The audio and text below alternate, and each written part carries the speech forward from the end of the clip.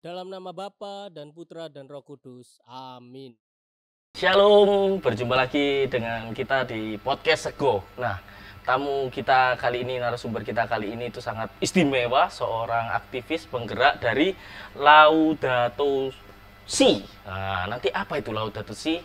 Kita perkenalan dulu dengan narasumber kita. Ya. Silakan, Pak. Ya, terima kasih teman-teman semua gitu. Saya memang pakai telur Mas, jadi istimewa begitu. Oke. Nama saya Siprianus Lirik Kresmantro Putro dari Jogja, parokinya Pugeran. Lalu kebetulan saya itu dipercaya teman-teman untuk menjadi koordinator dari Gerakan Laudato Si Indonesia begitu. Jadi Gerakan Laudato Si itu adalah gerakan yang dimulai sebagai sebuah tanggapan atas ensiklik Laudato Si. Jadi ensiklik Laudato Si itu ensiklik yang khusus dikeluarkan oleh Tata Suci tahun 2015 begitu, dan berbicara tentang instrumen hidup. Ya. Nah, kebetulan di tingkat global itu ada yang namanya Laudato Si Movement pada tingkat global. Ya. Itu di 2015. Di Indonesia kita baru mulai tahun 2021. Jadi belum lama, ini tahun keempat begitu. Dan ya puji Tuhan sekarang kita sudah menjadi gerakan yang sedikit banyak mulai dikenal dan diterima oleh berbagai macam pihak gitu. Nah, konsen kita memang kemudian memastikan bahwa kita bisa memberikan bumi yang lebih baik kepada anak cucu kita, warisan bumi yang lebih baik kepada generasi sudah kita. Berarti Laudato Si itu sendiri apa? Laudato Si. Laudato Si sendiri itu apa? Dan tujuannya itu seperti apa? Laudato Si itu tadi Mas, ensiklik. Nah, ini ensiklik Ya. ini mungkin banyak yang nggak tahu apa ensiklik itu. Ensiklik itu ya, jadi gini, kita tahu istilah magisterium. Magisterium itu kuasa mengajar gereja. Nah, jadi setiap saat gereja itu merefleksikan situasi di dunia sekitarnya dan kemudian dari situ melakukan learning.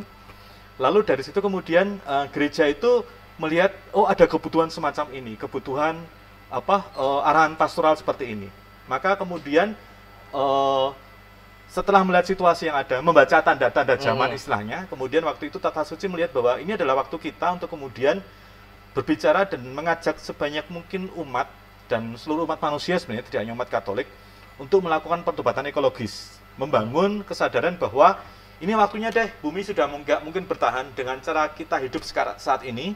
Ini waktunya kemudian kita harus menulis ulang cara kita hidup sebagai manusia, menulis ulang kembali tafsir kita tentang relasi manusia dengan alam, secara teologis maupun secara praktis gitu.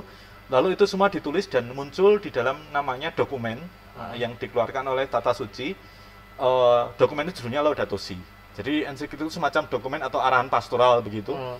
Ini terkait dengan isu lingkungan dengan judul Laudato Si. Nah, kata Laudato Si itu diangkat dari puisinya Fransiskus Assisi. Nah, tahun ini adalah tahun peringatan 800 tahun dari namanya Gita Sang Surya atau Canticle of the Sun gitu, Kidung Sang Surya gitu. Nah, salah satunya di situ kata-kata kuncinya adalah Laudato Si atau terpujilah Tuhan gitu. Terpujilah Engkau ya Tuhan gitu. Nah, itu kemudian dijadikan judul dari ensiklik ini gitu. Jadi arahan pastoral dari Tata Suci terkait dengan bagaimana seluruh umat Katolik itu didorong untuk melakukan pertobatan ekologis, perubahan gaya hidup untuk memastikan bahwa bumi ini lestari, semua orang yang di dalamnya itu punya kesempatan hidup yang sama, tidak hanya manusia, tapi juga termasuk segenap ciptaan yang lucu-lucu dan aneh-aneh yang serem-serem itu gitu kan. Itu sama ciptaan kita Mas gitu kan. Iya, mulai dari gajah sampai kecoa itu kan. Ya, itu kan sama-sama indah gitu kan. Itu menempatkan itu kembali kepada martabatnya yang indah dan suci, kira-kira seperti itu. Nah, kalau Katolik, gereja Katolik ini kan membangun relasi kita dengan Tuhan ya. Yang banyak saya juga didoktrin atau diberikan pengetahuan itu bahwa ya beragama itu membangun relasi kita dengan Tuhan. Nah, ini hubungannya apa dengan lingkungan ini sebagai apakah ini wujud keimanan kita atau ini kegabutan dari gereja mau ngurus apa lagi ya? Lingkungan aja deh. Nah, itu gimana itu? Pertanyaannya sudah berat nih. Pertanyaannya sudah berat, saudara, gitu kan. Bisa diulang, Mas? Saya juga lupa, jangan. Jadi gini Mas, mengapa kemudian pertanyaan ini muncul? Apakah ini sebagai sebuah kegabutan gereja? Saya pikir ada dua alasan pertanyaan ini muncul. Pertama, disadari bahwa sekarang sangat praktis, alasannya praktis. Secara ilmiah, secara real, bumi itu sebenarnya sudah tidak lagi bisa menopang cara orang hidup.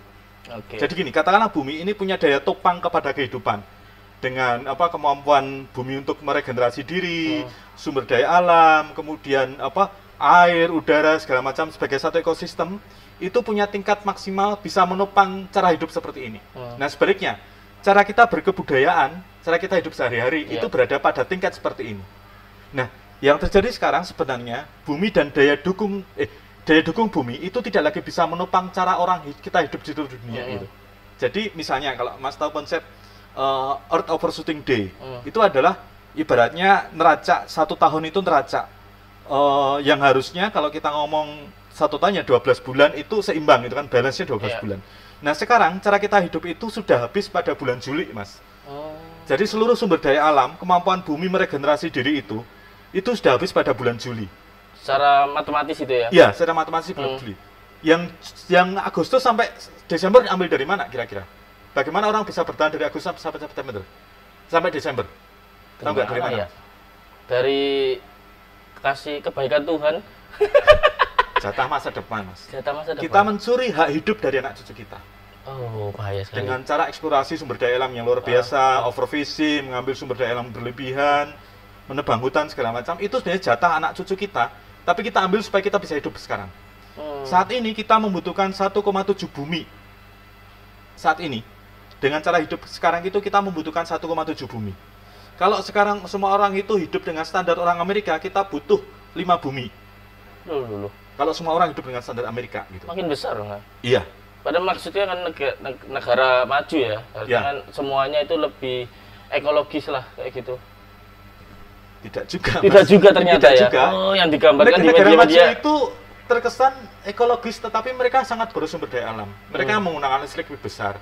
Mereka menggunakan bahan plastik lebih banyak. Mereka mengkonsumsi misalnya makanan yang dia dibeli dari tempat yang jauh sehingga harga karbonnya, ongkos transportnya tinggi sekali. Dan itu kan kos pada lingkungan. Iya, betul. Jadi kemewahan itu kos lingkungannya tinggi banget, kos ekologinya tinggi banget gitu.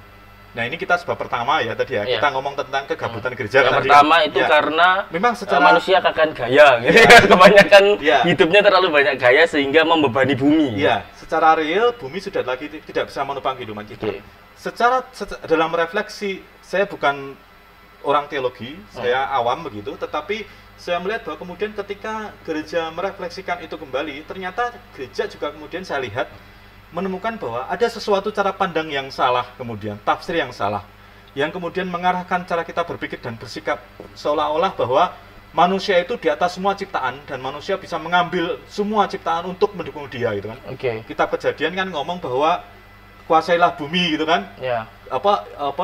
Berkembang biaklah gitu. Berkembang, tugas utama berkembang biak loh, Mah. Perintah Tuhan pertama itu berkembang biak. Tapi itunya nggak berkembang biak. Berkembang biaklah dan gitu kan. Ya, jadi Bapak Ibu diingat ya dalam kitab suci. Jadi berkembang biak dan kuasailah, sehingga seolah-olah manusia itu berada di luar bumi gitu kan. Manusia di atas ciptaan. Ini ada piramida kehidupan dan manusia itu paling atas gitu. Manusia seolah-olah terpisah dari proses itu. Padahal manusia kan tidak terlepas dari semesta, dari seluruh bumi, rantai ekosistem misalnya. Bahkan setiap butiran atom dalam tubuh kita pun itu pernah menjadi bagian dari misalnya nih Mas, ini jangan-jangan tubuh Mas dulu atom hidrogen dalam tubuh Mas dulu menjadi bagian dari dinosaurus misalnya, gitu kan? Atau jangan-jangan atom oksigen dalam diri saya pernah menjadi bagian dari misalnya pati gajah mada gitu kan? Masnya dinosaurus, saya pati gajah mada gitu kan? Ya. Sama-sama agak ada unsur hewaninya. Ya satu gajah satu dinosaurus. Nah artinya gini Mas, artinya kita itu menjadi bagian utuh dari rantai ekosistem. Maka salah satu ada dua gagasan besar yang saya kira menarik disodorkan ini. Yang pertama adalah memulihkan kembali manusia itu sebagai bagian dari keluarga ciptaan. Menemukan kembali makhluk-makhluk lain itu sebagai sesama ciptaan. Artinya manusia bukan hanya satu ciptaan yang tertinggi, enggak. Tapi di dalam semua ciptaan yang lain itu ada kehendak kasih Allah gitu kan. Ada wajah Allah yang muncul di dalam setiap ciptaan gitu kan.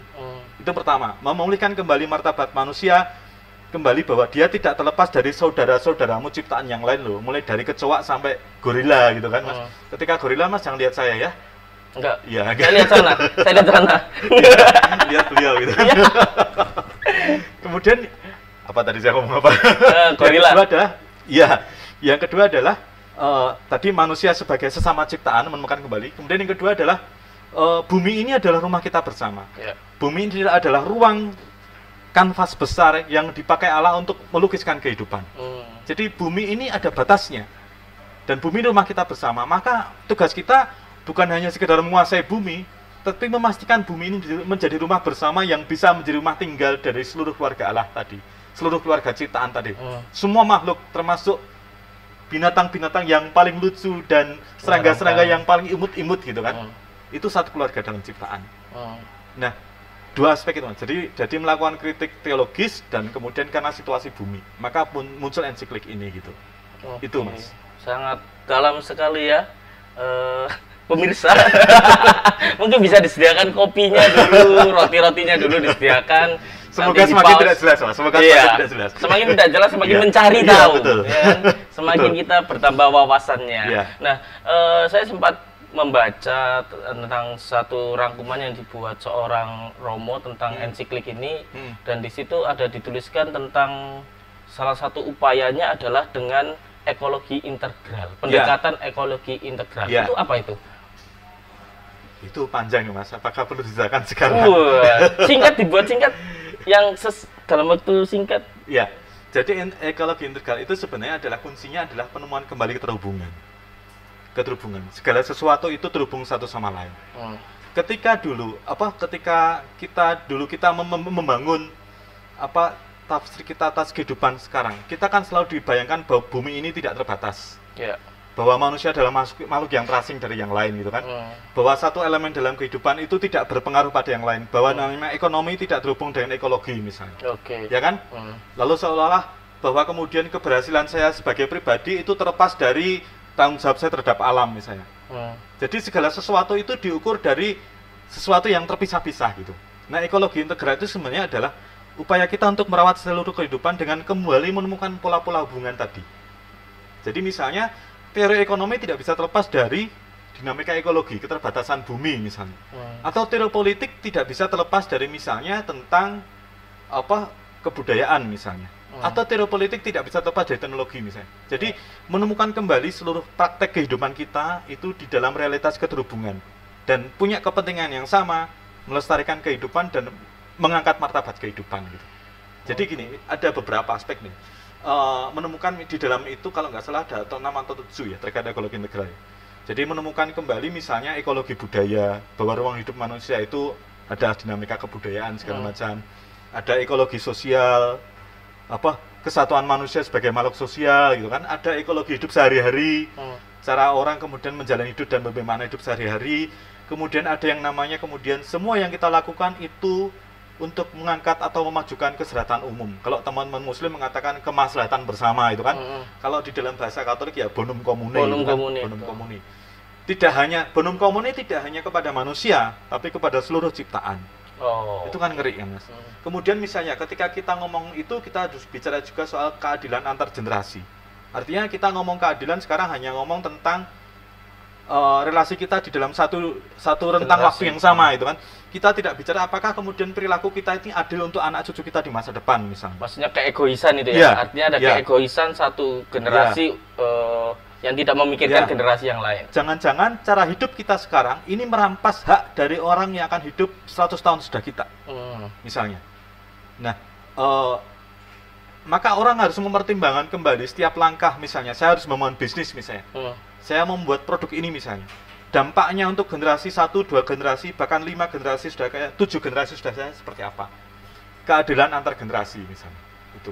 Jadi menemukan itu kembali. Contoh yang lain misalnya sekarang dulu orang itu membuat teori ekonomi itu memikirkan bahwa sumber daya alam tidak terbatas. Maka konsep ekonomi, konsep teknologi, konsep politik, hukum bahkan itu diletakkan bahwa alam itu tidak terbatas. yang namanya teori ekonomi akumulasi kapital segala macam dipikirkan dalam kerangka bahwa kita bisa mengeksploitasi seluruh sumber daya alam tanpa akan habis. Nyatanya bumi cuma satu, Mas, dan kecil banget bumi itu kan. Sumber daya alam kita sangat terbatas. Maka mau tidak mau kita harus menulis ulang kembali teori ekonomi lagi, teori hukum, teori ekonomi, teori arsitek, teknologi, bahkan di dalam realitas baru bahwa bumi kita itu terbatas loh. Jadi rumus-rumus ekonomi segala macam harus ditulis ulang kembali dengan bahwa bumi terbatas. Bagaimana kemudian cara kita berbisnis, cara kita mengembangkan karir, cara kita merumuskan keberhasilan keluarga, kesuksesan kita pribadi, juga berpikir bahwa ini bumi cuma satu loh, pesawat kita cuma satu dan terbatas. Kita belum bisa tinggal di Mars loh, atau kita belum bisa tinggal di Pluto loh, nanti dimarahin Donald Bebek gitu kan. Gitu. Nah, kita belum punya alternatif planet. Tidak punya alternatif planet gitu kan. Itu. Jadi itu ekologi integral, menuliskan kembali seluruh realitas itu sebenarnya. Oke, jadi semacam ekologi integral ini menghubungkan interdisipliner, itu apa? Berbagai ilmu untuk menyelesaikan permasalahan tentang ekologi, sekaligus tadi kita diajak untuk merefleksikan kembali cara kita berpikir untuk kelestarian diri kita dan kelestarian semesta alam semesta ini. Dan bayangkan, Mas, kita tidak hanya memastikan kelestarian, tapi bahwa berani nggak kita berjanji bahwa kita akan mewariskan bumi yang lebih baik kepada anak cucu kita. Itu kan ngeri toh, Mas? Iya, ngeri. Dengan situasi nafsu kita yang merusak bumi seperti ini, berani nggak kita berjanji bahwa ketika saya mati, bumi saya akan lebih baik dari sekarang? Janji baptis saja sudah ngeri itu. Iya, janji baptis itu sehari, baru itu sudah lupa toh, Mas, gitu kan? Orang cuma diajak serem sehari gitu, baru itu setahun yang 364 hari sudah lupa lagi. Kadang gitu kan? kalau yang poin tertentu aja cuma gitu. Iya. Nggak berani jawab. Nah, gini, Mas, besok itu besok itu Santo Paulus. Nah, ketika kita mau dipertimbangkan soal kamu masuk surga atau neraka gitu, pertanyaan adalah kamu sudah melakukan dosa ekologis apa gitu kan? Repot itu. Jangan-jangan soal keselamatan kita tidak hanya soal kemudian benar salah dalam arti apa teologi atau apa kepada orang lain, tapi juga kemudian jangan-jangan kamu sudah membunuh binatang apa, atau jangan-jangan kamu kemarin sudah boros eksploitasi sumber daya alam deh, kamu nggak masuk surga. Itu kan ngeri toh, Mas. Ya untungnya iman kita tidak sesimpel itu kan. Tapi mari kita refleksikan bahwa keselamatan manusia itu tidak pernah terlepas dari keselamatan seluruh ciptaan yang lain. Itu. Oke lah. Tindakan nyata apa yang sudah Mas ini lakukan terkait dengan topik kita kali ini? Ya, untuk memberikan wawasan, untuk memberikan referensi bagi penonton kita ini, umat Katolik ini, supaya bisa mencontoh mungkin hal-hal yang sederhana dan mudah dilakukan, apa yang bisa kita upayakan dalam hidup kita. Jadi kalau mau jujur, Mas, ya saya belum ngapa-ngapain. Kepada situasi kedosaan ekologis yang kita hadapi sekarang, jujur, kalau Mas pengen mengharapkan contoh dari saya, tidak ada. Jadi saya belum buat apa-apa gitu. Dengan situasi yang ada gitu, saya menyadari bahwa laku hidup saya itu belum menyumbang apapun kepada kelestarian kehidupan gitu. Padahal sudah melakukan apa itu? Belum ada. Saya baru menyadari, saya itu baru pada fase menyadari bahwa oke deh, mari kita buat hal kecil yang bisa merubah hidup kita sehari-hari gitu kan. Tapi belum sempat untuk mengimplementasikannya. Implementasi tapi masih upil-upil gitu. Apa itu yang upil itu? Misalnya menggunakan angkutan umum, misalnya kemana, misalnya di rumah ya hemat air, ya baru-baru kayak gitu, tapi belum bisa melakukan hal besar gitu. Ya baru misalnya sampah di rumah yang organik ya tak pilah, cuma hanya kayak gitu. Tapi itu kan masih sangat kecil itu, banding kedosaan saya sekian puluh tahun hidup saya dengan kemudian mulai melakukan itu kan masih sangat kecil gitu. Jadi ya sebenarnya apa ya, belum bisa bangga apapun pada itu gitu. Dan hal-hal tersebut itu sebetulnya di sekolah itu juga ada diberitahukan, hemat listrik, hemat air. Ada. Dan bersyukurnya itu ada. Dan itu bersyukurnya ada gitu. Jadi mulai dari hemat air, menggunakan, jadi misalnya nih, Mas, kalau sekarang gini misalnya, cara kita mengkonsumsi barang misalnya, itu kan sebenarnya ada 3 kan. Pernah merefleksikan Mbak, bahwa kemudian bagaimana kemudian kita bisa menggunakan barang itu secara efektif dan dia ekologis misalnya. Satu, sebelum barang itu masuk, kita harus menyeleksi kira-kira barang-barang apa yang memang benar-benar saya butuhkan. Kalau memang tidak saya butuhkan, kenapa harus saya beli kan? Proses seleksi kita. Kalau memang barang ini saya beli jenis barang macam apa, misalnya apakah saya akan membeli sasetan, paket sasetan, atau saya membeli dalam produk yang besar misalnya. Sasetan lebih murah, tapi kan dia lebih tidak ramah lingkungan misalnya. Misalnya, oh saya lapar nih. Oke, berarti kamu harus makan. Nah, kira-kira kamu akan makan dari misalnya makanan yang diambil dari makanan di daerah sekitarmu, terdekatmu, atau makanan yang dibeli dari tempat-tempat yang jauh misalnya. Kalau saya membeli makanan yang itu misalnya produknya impor, atau dia membutuhkan ongkos transportasi tinggi, berarti kan ecological cost-nya tinggi, biaya transportnya tinggi, berarti dia lebih tidak ramah lingkungan. Misalnya, saya makan dengan kemasan plastik, berarti saya lebih tidak ramah lingkungan misalnya. Nah itu kan kita melakukan kritik ketika kita sebelum barang itu masuk ke rumah kita. Lalu ketika barang itu masuk ke rumah kita misalnya, bagaimana saya bisa memperpanjang usia pakai? Bagaimana saya bisa mengefektifkan dan menghemat penggunaan itu misalnya.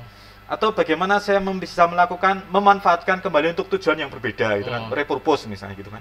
Jadi bagaimana kita bisa menggunakan itu di dalam rumah kita seekologis mungkin.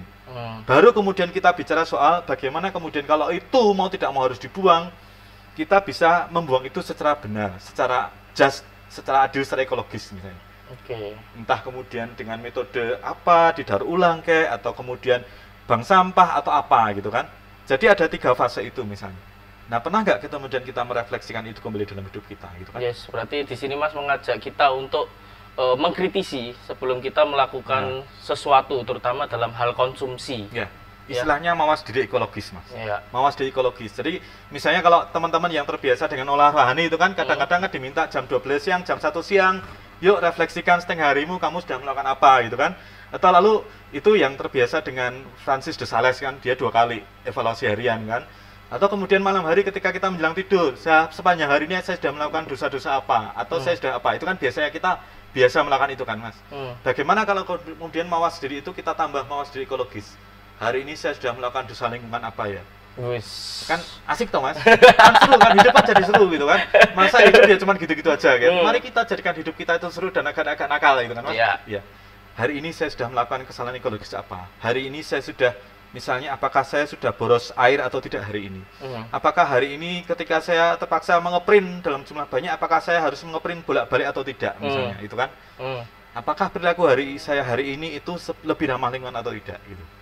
Berarti anak kos kelas bawah itu sebetulnya sudah melaksanakan laudatio ini.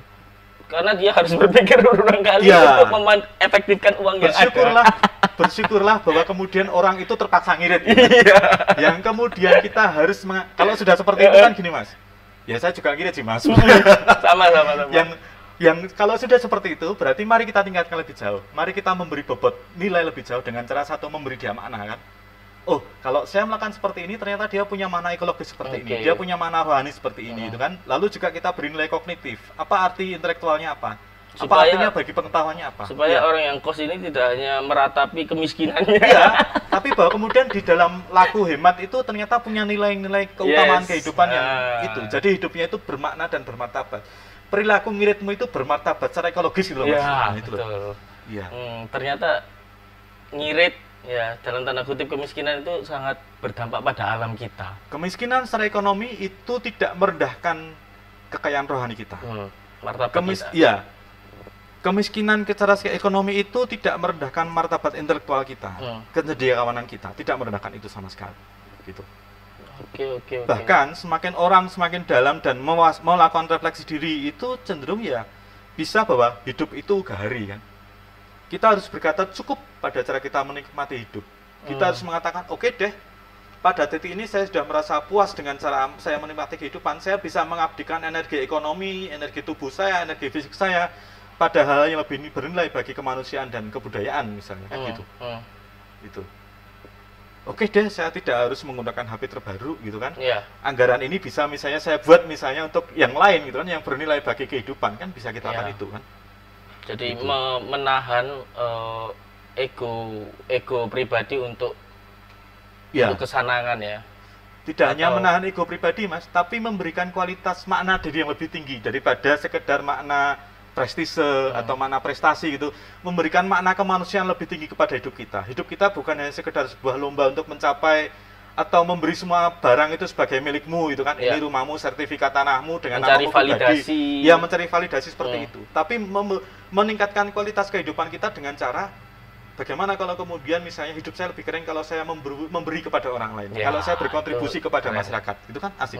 Bagaimana kalau kita mengukur keberhasilan dengan seberapa banyak kamu menyumbang atau berkontribusi kepada kemanusiaan. Bukan berdasarkan berapa outfit lo. Ya, bukan itu. Bukan soal berapa merek HP atau berapa mobil yang bisa kamu sertifikatnya atas namamu misalnya, atau rumah atas namamu. Bukan itu.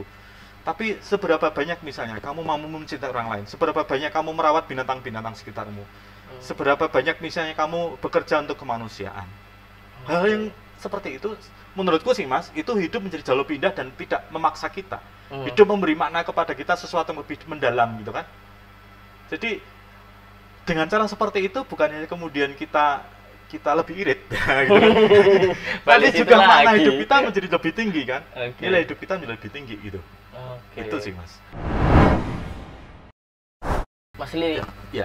Kan kita sudah ngobrol panjang tadi tentang Laudato Si itu seperti apa, kemudian arah dan tujuannya seperti apa. Nah, Mas Lili sendiri ini sejak kapan akhirnya menjadi satu penggerak Laudato Si ini?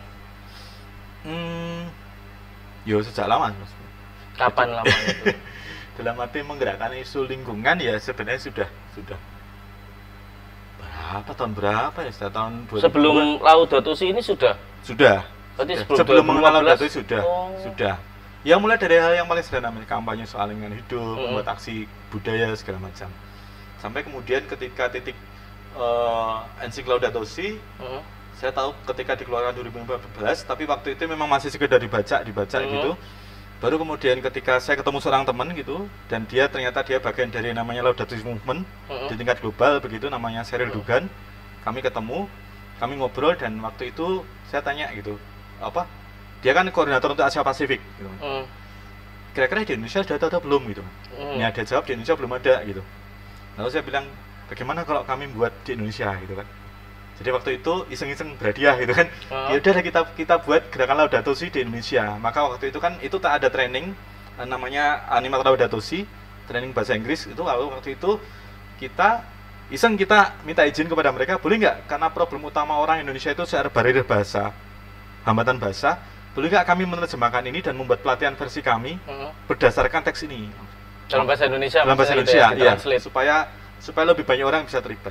Ternyata diizinkan, dan waktu itu ternyata itu menjadi pelatihan pertama dalam bahasa nasional itu. Sebelumnya hanya dalam bahasa Inggris, bahasa Spanyol, dua itu. Iya, bahasa Inggris sama bahasa Spanyol. Lalu kita buat itu pelatihan pertama dalam bahasa nasional itu di seluruh dunia. Jadi kita buat, dan itu tahun 2021, dan ya puji Tuhan sekarang kita setiap tahun kita bisa buat pelatihan itu, dan ini kita sudah buat pelatihan ini yang keempat, 2001, 2002, 2003, 2004 gitu, pelatihan online tentang bagaimana membangun gerakan Laudato Si begitu. Dan ya puji Tuhan tidak hanya sekedar pelatihan, tapi para alumninya bisa berkumpul, berjejaring, membuat gerakan-gerakan di berbagai paroki, di berbagai keuskupan gitu, di seluruh Indonesia gitu. Berarti Mas Lili ini salah satu pendiri dari Laudato Si Indonesia? Iya, kebetulan di Indonesia saya dan teman-teman itu yang menjadi perintis itu gitu. Dan ya prosesnya tidak mudah. Jadi tapi intinya bahwa kemudian simpelnya adalah bahwa kalau itu memang menjadi concern kita, menjadi kegelisahan kita, apapun yang terjadi kalau kita sudah berniat, maka kemudian Tuhan menghendaki itu, pasti Tuhan akan melengkapi itu dan mendukung itu. Dan itu refleksi saya pribadi, benar-benar refleksi pribadi ketika memulai proses ini, memulai gerakan ini. Karena kami tidak menduga bahwa gerakannya menjadi masif, tersebar begitu. Hanya iseng-iseng berhadiah, kita buat pelatihan Zoom 40 orang, ternyata peserta berikutnya kita buat pelatihan lagi, peserta 300 orang Mas. Terus tiap tahun sekarang rata-rata 300 orang itu, dan terus itu bergulir. Kita sekarang setiap tahun kita punya pelatihan dasar itu sekitar 5 bulan pelatihan online gitu, lalu ada pelatihan di atasnya adanya namanya Animator of Animators, atau itu TFT-nya lah, pelatihan lanjutnya gitu. Ini yang kita harapkan jadi penggerak inti di tiap keuskupan gitu. Di regio-regio kecil ya? Bukan regio, lebih tinggi ya Mas. Keuskupan, ke Vikepan kayak gitu. Jadi jadi kalau memang kita sudah punya concern, udah garap aja, nggak usah ragu-ragu gitu. Ya memang sulit, memang nggak ada yang mudah. Ya. Tapi ya sudah, kalau kita sudah mencintai dan asik ya udah, hajar aja gitu kan. Apakah gerakan ini terafiliasi dengan gereja atau satu instansi tertentu? Iya, pada dasarnya gerakan ini adalah gerakan gereja Katolik, di dalam bagian gereja Katolik. Maka kami selalu di dalam identitas selalu menyebut bahwa kita tunduk pada 3 hal kan. Satu magisterium, kemudian tradisi dan kitab suci. Itu kan kita pegang benar-benar. Jadi itu nilai dasar itu. Maka kalau kita punya mitra, kalau di tingkat global, Laudato Si Movement itu punya mitra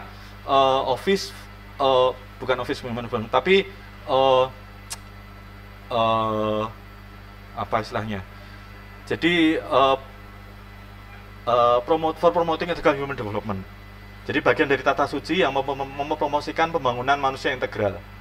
Discussory for promoting ethical human development. Itu mitra dari Laudato Si Movement pada tingkat global.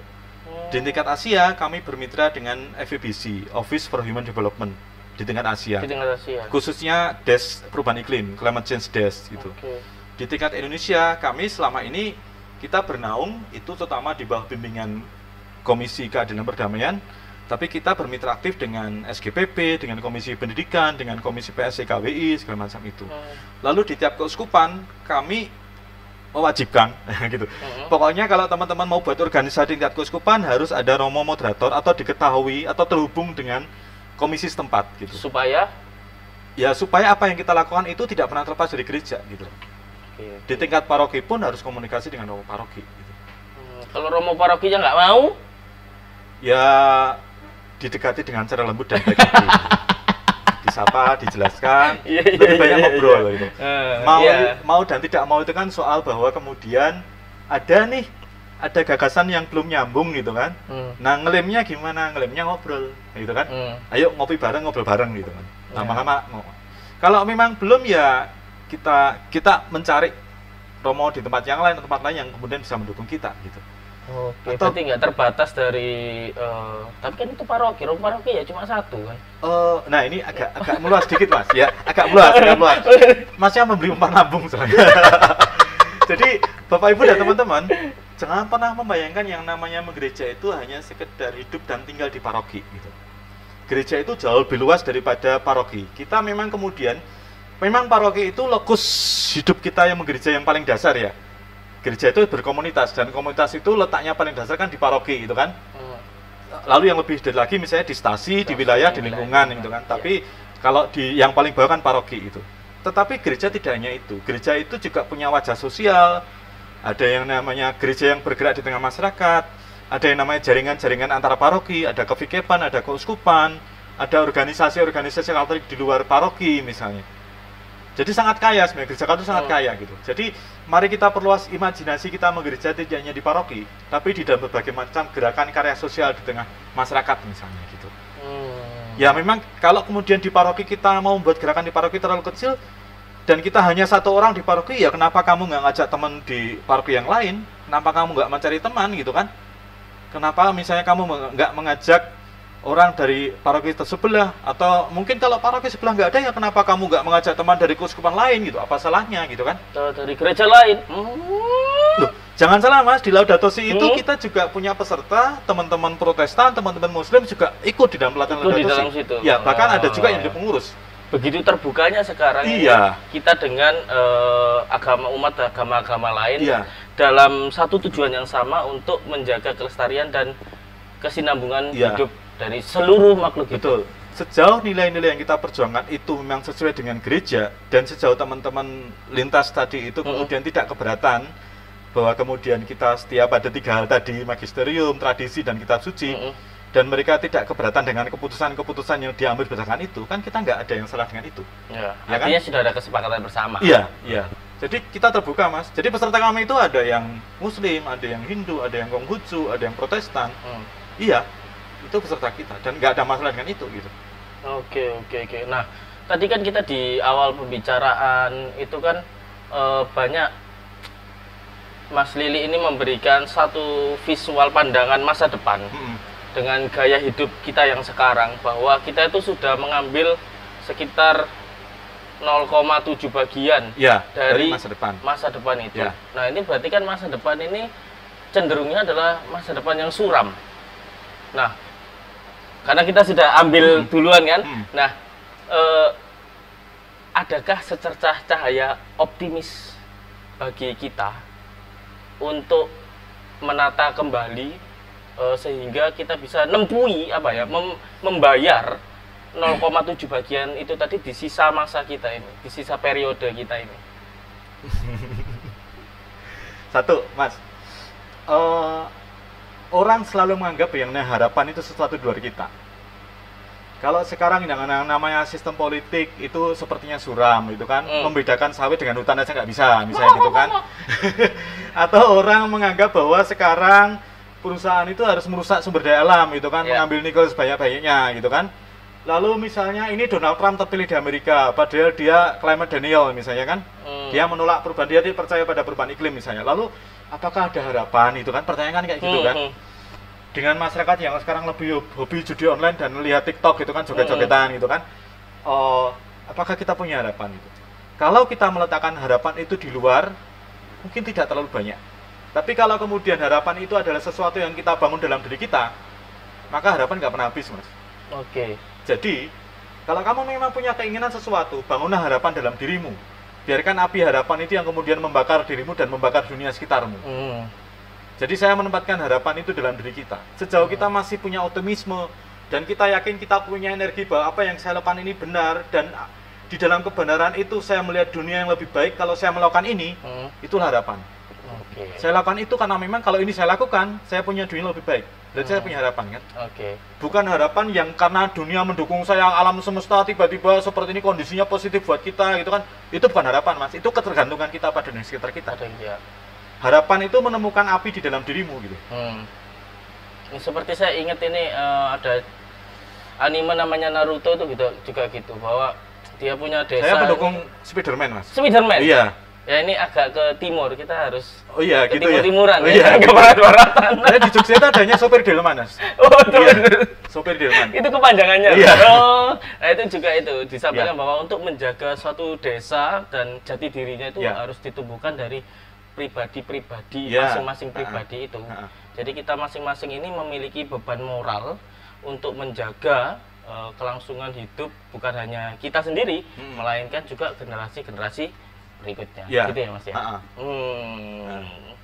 Nah, terus kemudian di dalam organisasi-organisasi ini, tindakan-tindakan apa yang sudah pernah dilakukan oleh rekan-rekan di organisasi ini? Di Laudato Si. Di Laudato Si. Iya. Kami itu di tingkat global kita punya sekretariat global. Itu punya teman-teman punya agenda sendiri. Misalnya yang tingkat global sekarang yang sedang diketolkan adalah melakukan divestasi atau tidak melakukan investasi di bisnis yang tidak ramah lingkungan. Di bisnis yang menggunakan bahan-bahan fosil misalnya. Divestasi dari industri yang berbahan bahan fosil. Itu tingkat global misalnya. Lalu di tingkat nasional kita punya agenda sendiri, di tiap keuskupan kita sebut chapter gitu. Masing punya agenda yang sesuai dengan kebutuhan keuskupannya masing-masing. Karena tiap keuskupan kan kondisinya berbeda ya. Misalnya teman-teman di NTT misalnya, isu yang dihadapi adalah isu stunting. Jadi anak tidak tumbuh kembang secara maksimal. Padahal sebenarnya kalau ibu itu menggunakan tumbuh-tumbuhan yang tumbuh di sekitar kebunnya, sebenarnya kebutuhan gizi anak itu tercukupi. Tapi karena orang tua itu sudah dilatih, sepertinya gizi itu harus pakai nasi dengan makanan yang seperti ini, justru anak kebutuhan gizi tidak tercukupi gitu. Jadi bagaimana kemudian melatih ibu-ibu di sana, di teman-teman di NTT, supaya dengan menggunakan sumber daya lokal, tumbuhan lokal, mereka bisa membangun gizi anak yang lebih tinggi misalnya. Itu di NTT. Isu itu beda misalnya dengan teman-teman di Jakarta misalnya. Atau teman-teman di Banjarnegara. Teman-teman Banjarnegara kebanyakan pegiat kebencanaan. Jadi isu yang di-cover soal isu-isu kebencanaan.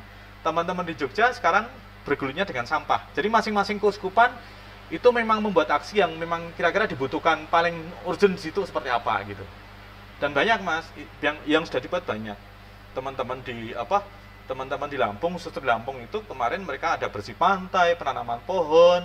Mereka jadi bayangkan teman-teman muda gitu, anak-anak SMA gitu bersama para suster WKRI turun ke jalan dia Car Free Day hari Minggu, kampanye lingkungan hidup gitu kan. Itu di Lampung, dilakukan oleh teman-teman gerakan Laudato Si di Lampung. Mereka Car Free Day, anak-anak SMA, anak-anak SMP, para suster, ibu-ibu WKRI turun menyebar leaflet, membawa pos spanduk di hari Minggu gitu kan. Itu misalnya sana. Kemudian misalnya teman-teman yang di Kuskuan Surabaya, di wilayah Surabaya kebetulan memang baru dirintis. Jadi ya kita bersyukur ini di tahbisan Bapak Uskup ini kan kita diberi kesempatan untuk menyapa teman-teman para peminat isu Laudato Si untuk menjadi volunteer di dalam aksi kampanye lingkungan. Bentuknya memang aksi kebersihan, tapi pesannya kan pesan bahwa ayo kamu jangan nyampah, ayo bangun gaya hidup yang lebih ramah lingkungan. Memang sedang dalam masa perintisan, Mas, Surabaya. Wah, berarti ini sudah menjadi misi gereja juga ya? Laudato Si kalau itu memang keluar dari tata suci kan berarti menjadi bagian dari misi gereja. Artinya kalau ada yang bertanya, misalnya Bapak Ibu membuat gerakan di paroki misalnya, ada yang bertanya dasar hukumnya apa? Ya sudah, baca ensiklik Laudato Si, itu keluar langsung dari Vatikan. Nggak butuh SK segala macam, itu sudah keluar langsung dari Vatikan, itu kan sudah dasar hukum yang paling kuat. Apa yang lebih kuat dari itu kalau dalam gereja kita kan? Dan kalau ada Bapak Ibu dan saudara-saudari tiba-tiba bersih-bersih gereja, tiba-tiba bersih-bersih ikut dan dinyinyiri orang, kasih aja ensiklik Laudato Si. Atau ada yang bertanya, ini tidak ada di dalam pedoman pastoral di paroki, kan tidak ada di anggaran sebelumnya. Ya nggak masalah, kenapa kita harus bicara soal rezim anggaran misalnya. Kita bisa melakukan sesuatu tanpa anggaran kan kita bisa juga gitu kan. Ini di dewan program tidak ada dewan program paroki. Loh, kita tidak bergerak berdasarkan program. Kita bergerak karena hati kita yang dipanggil untuk melakukan itu gitu kan. Lakukan apa yang kita bisa. Kalau kemudian kita nggak punya dana, ya kalau bahasa Jawa mbok piye carane gitu kan. Selalu ada cara gitu. Lakukan saja gitu. Itu tidak salah kok. Karena memang benar program itu seperti itu, tapi kan itu kalau kita membuat sesuatu di luar program dan kita bisa menggunakannya lebih baik kan nggak salah juga, nggak menyalahi juga. Ini tetap dilaksanakan dan ini membangun gerakan alternatif selama tidak mengganggu program yang lain kan gitu nggak masalah. Justru memperkaya dan menyumbang sesuatu pada gereja kan, nggak salah itu kan. Jadi lakukan saja. Kalau ada yang bertanya, ya sudah, ensiklik Laudato Si sudah. Jadi kita jangan terlalu administratif. Iya. Gereja itu nggak bisa administratif, Mas. Gereja itu kan gereja itu adalah energi dinamis cinta kasih Allah yang hidup di tengah kita kan gitu kan. Gerejanya nggak administratif, umatnya. Gereja itu sebenarnya gitu. Gereja itu energi kreatif yang disematkan Allah, ditabur oleh Allah kepada setiap orang di dalam diri kita gitu. Jadi Allah itu mengundang kita menjadi pribadi-pribadi yang kreatif untuk menyumbang kepada kehidupan, menyumbang kepada kemanusiaan kan gitu, Mas. Ya. Itu. Jadi gunakan kenakalan kreatif, keliaran-keliaran kita untuk berkontribusi kepada gereja gitu loh. Dengan tindakan juga yang nyata. Jadi, setelah kita pikirkan juga kita harus bertindak, karena iman tanpa perbuatan sia-sia gitu kan. Sabda itu sudah menjadi daging gitu. Jadi setiap apa yang menjadi pesan gereja, ya mari kita dagingkan itu, kita wujudkan itu menjadi kerja-kerja nyata kan gitu. Istimewa sekali kan pakai telur segmen kita karena pakai telur 2 lagi telurnya sekarang 4. Apa gue, Mas? Oke, siap. Pertama saya ucapkan terima kasih untuk pemaparannya, penjelasannya yang sangat jelas, runtut dan tidak jelas kesana kemari gitu. Detail ya kan.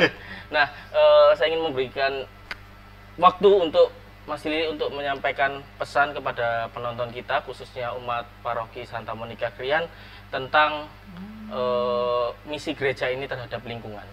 Iya. Pesan saya banyak ya, Mas. Tapi kalau disuruh kan sudah kasih saya waktu, ya nanti editor aja yang ngekat. Jadi gini, satu, Allah itu memanggil kita menjadi suci. Tetapi kesucian Allah yang akan kita wujudkan dengan hidup kita itu bukan hanya kesucian saya sebagai manusia pribadi. Kesucian kita dipanggil menjadi suci itu berarti kita dipanggil menjadi berkat bagi dunia sekitar kita.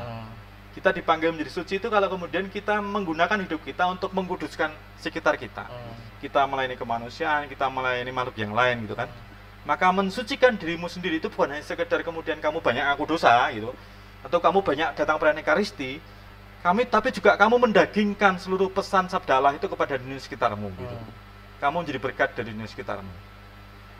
Nah, maka bagaimana menjelmakan itu ke tengah dunia sekitar kita gitu.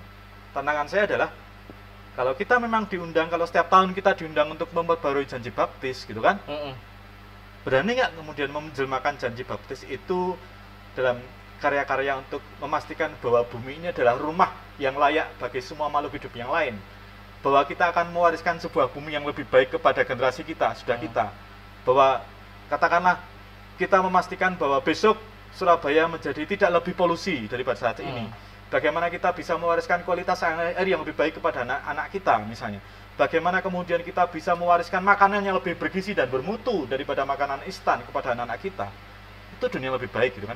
Tapi bagaimana kemudian ketika kita makan kita tidak menyisakan sampah makanan yang begitu banyak misalnya, itu hal kecil sangat konkret bisa kita lakukan gitu. Ingat, dan tadi ancaman saya adalah di akhir zaman satu polos kepada kita, kamu sudah melakukan dosa ekologis apa itu kan. Biar serem mas, biar serem. Oke, ya memang yang serem itu akan diingat. Ada lagi? Gitu. Saya kira sudah mas. Yang jelas Bapak Ibu silakan bangun gerakan Laudato Si mulai dari rumah masing-masing, pertobatan ekologis secara pribadi, gerakan bangun gerakan alternatif di paroki. Kalau merasa butuh support segala macam, kami di jaringan gerakan Laudato Si di Indonesia kita siap bantu semuanya. Sudah, kita siap support. Karena tadi kita semua jaringan dan kita semua saling menyalakan api satu sama lain. Jadi satu api itu menyalakan api yang lain. Jadilah api-api itu teman-teman semua. Oke, istimewa sekali. Oke, terima kasih Mas Lili. Sama-sama. Waktunya kita akhiri dengan tanda kemenangan Kristus dalam nama Bapa, Putra, dan Roh Kudus. Amin. Terima kasih.